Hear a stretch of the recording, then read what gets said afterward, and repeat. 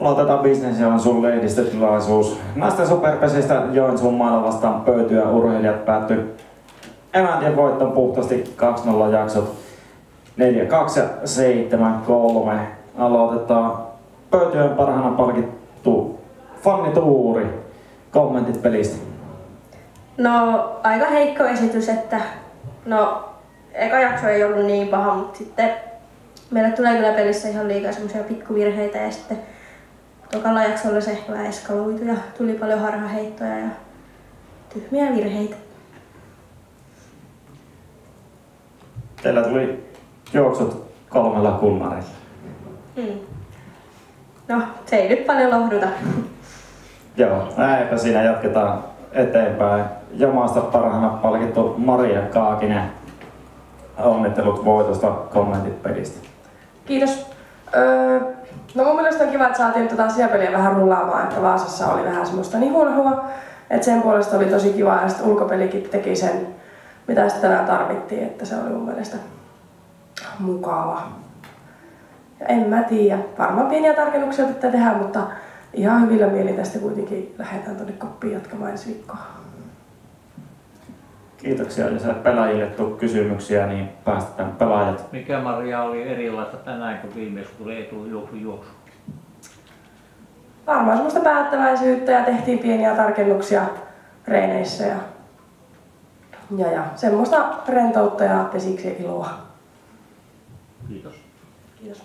Yes. Pelaajat voi lähteä loppuverkoille. Pelinjohtajien kanssa jatketaan Pöytyä urheilijoiden ykköspelijohtaja Mika Lehto. Tällä kertaa tappio kourassa pitkälle kotimatkalle, ei pisteitä. Kommentit pelistä. Joo, kyllä tämä oli tämmöistä selviytymistaistelua koko peli, että ei päästy missään vaiheessa tähän peliin silleen, että olisi päästy haastamaan. Kun näitä meidän virheitä, kun niitä tulee, niin niitä tulee aina sitten roppakaupalla. Ja se kertaantuu ja sitten niistä päästä oikein ylitteen, niin se tulos on kyllä tämän näköistä. Että no aina mihin mä oon tosiaan tyytyväinen on noin 3 läpilyöntiä, mutta ei se nyt paljon lohduta tässä tapauksessa. Te olette sarjassa Jumbo-paikalla, ei ole enää monta kierrosta jäljellä, niin millä mietteillä viimeisiin peleihin runkosarjassa? No yritetään niitä pisteitä kahmia, jos se vaan mahdollista on. Että nyt tällä esityksellä se on vielä aika kaukainen tavoite. Mutta ei meillä muutakaan. Että niin kauan kun on pelejä, niin meillä on mahdollisuus saada pisteitä ja pyrkii välttämään nämä 2 viimeistä sijaa. Eihän ne onneksi vielä kaukana ole. Ne on periaatteessa yhden voiton päässä voi tulla tai tuleekin todennäköisesti sijoitus muuttuu. Mutta kuten sanoin, ollaan aika kaukana siitä voitosta vielä. Yes. Eikö tsemppiä loppukauteen, sitten jatketaan Joensuun maailman ykköspelijohtaja Tommi Luostarinen. Onnittelut voitosta. Ja viimeisenä, niin onko lisättävää? Kiitos.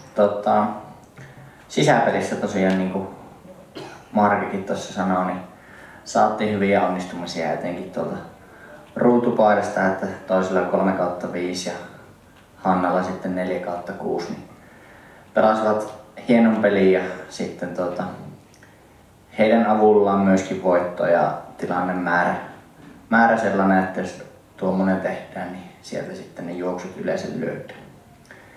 Ja noista kunnareista, niin 2 ensimmäistä meidän piti saada poikkea ja 3. minä otan omaan piikkiin. Innostuin siinä, että tulee vielä se 3. pala kopin nostolla, niin mitä vielä. Joo, siinä oli semmoinen 10 metriä aukko kakkosrajassa, että sinne mahtui. Joo, mutta jos posia hakkee, niin täytettiin kerrankin kunnolla. Pelinjohtajille kysymyksiä. Kiitoksia pelinjohtajille, ei kun tsemppiä loppukauteen. Päätetään Business Joensuun lehdistötilaisuus.